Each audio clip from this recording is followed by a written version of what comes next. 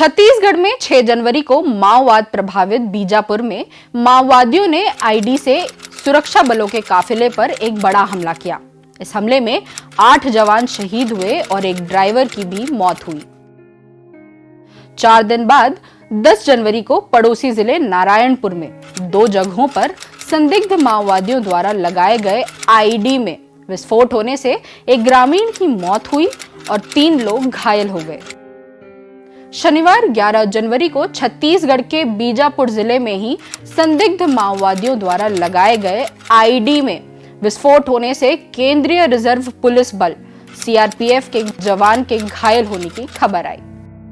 इसके अगले ही दिन 13 जनवरी को छत्तीसगढ़ के सुकमा जिले में रविवार शाम को नक्सलियों द्वारा कथित तौर पर लगाए गए एक आईडी पर गलती से पैर रख देने से 10 वर्षीय बच्ची घायल हो गई। छत्तीसगढ़ में संदिग्ध माओवादियों की आईडी सुरक्षा बलों और आम लोगों के लिए मुश्किल का सबब बनती जा रही है।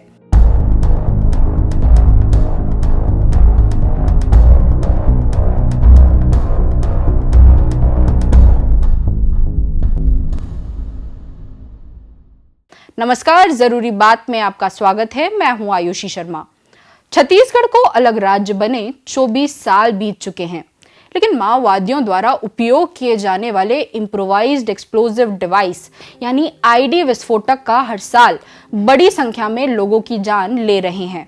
पिछले 24 सालों में 2024 ऐसा साल था जिसमें माओवादियों को सबसे अधिक नुकसान हुआ है। 210 से अधिक माओवादी मारे जा चुके हैं।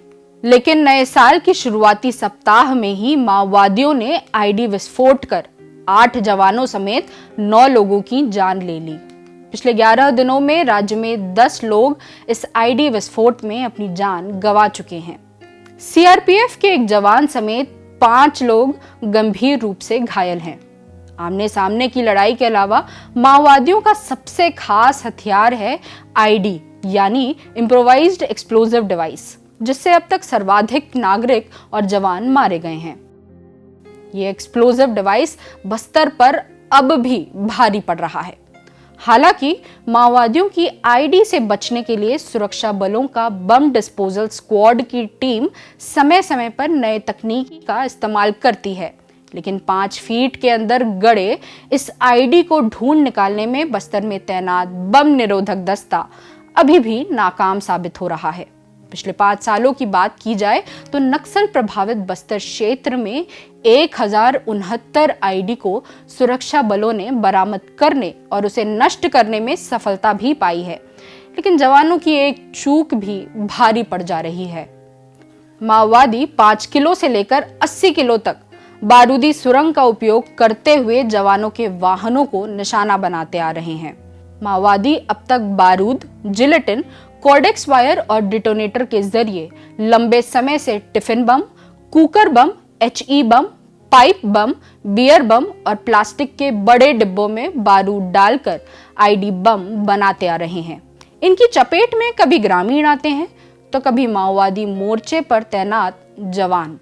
कई बार तो मवेशियों के लिए भी ये जानलेवा साबित हुए हैं। आज से 20 साल पहले आईडी की चर्चा भारत में नहीं होती थी। पहली बार साल 2003 में इराक युद्ध के दौरान आईडी चर्चा में आई। इम्प्रोवाइज्ड एक्सप्लोजिव डिवाइस का हमला एक स्थानीय या घरेलू स्तर पर निर्मित बम है, जिसे अपराधी सुविधानुसार विस्फोट के लिए उपयोग करते हैं। आईडी को किसी व्यक्ति या वाहन में लाया जा सकता है, कहीं रखा या फेंका जा सकता है, सड़क के नीचे भी छुपाया जा सकता है। इसमें विस्फोटक के अलावा एक स्विच, पावर स्रोत और कंटेनर होता है और जरूरत के अनुसार इसमें लोहे के टुकड़े, कील या इसी तरह की अन्य सामग्री का उपयोग किया जाता है। आमतौर पर उर्वरक, बारूद और हाइड्रोजन पेरोक्साइड, एमोनियम नाइट्रेट और fuel oil, semtex, ethylene glycol, dinitrate जैसी सामग्री आईडी में विस्फोटक सामग्री के रूप में इस्तेमाल की जाती है। आईडी से होने वाली क्षति की सीमा उसके आकार, निर्माण और स्थान पर निर्भर करती है और इस बात पर भी निर्भर करती है कि उसमें उच्च विस्फोटक शामिल है या नहीं। बस्तर के आईजी सुंदरराज पी के अनुसार जनवरी 2020 से लेकर दिसंबर 2024 तक इन 4 सालों में बस्तर संभाग के अलग अलग जिलों में 216 जगहों पर माओवादियों ने आईडी ब्लास्ट किया है। आंकड़े बताते हैं कि बीते 4 सालों में जवानों के साथ गश्त में जाने वाली बम डिस्पोजल स्क्वाड की टीम ने 1069 आईडी बम बरामद कर डिफ्यूज यानी निष्क्रिय किए हैं। आईडी विस्फोटों को अंजाम देने में उपयोग किए जाने वाले डिटोनेटर की बरामदगी में भी पुलिस को बड़ी सफलता मिली है। इन 4 सालों में बस्तर पुलिस ने 2446 डिटोनेटर बस्तर संभाग के अलग अलग इलाकों से जब्त करने में सफलता हासिल की है।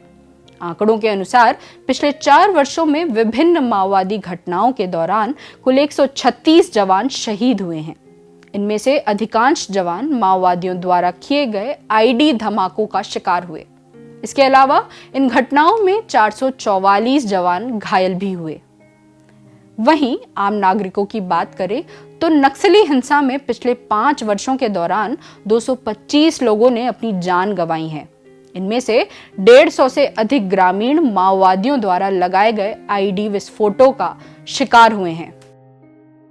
इसके अलावा इन घटनाओं में 97 ग्रामीण घायल हुए हैं, जिसमें मासूम बच्चे भी शामिल हैं। आईजी सुंदरराज पी का मानना है कि माओवादी संगठन के सबसे घातक हथियारों में से एक आईडी बम है। उन्होंने बताया कि पुलिस समय समय पर इन आईडी बमों से बचने के लिए नई तकनीकों को अपनाती रही है। गश्त के दौरान बम निरोधक दस्ते और जवानों की टीम द्वारा डीमाइनिंग अभियान भी चलाए जाते हैं। इसके बावजूद माओवादियों के आईडी बम नक्सल मोर्चे पर तैनात जवानों के लिए गंभीर खतरा बने हुए हैं। जल्द ही माओवादियों के आईडी हमलों से बचने और जमीन की गहराई में छिपी बारूदी सुरंगों का पता लगाने के लिए उन्नत तकनीकों का इस्तेमाल करने की योजना है।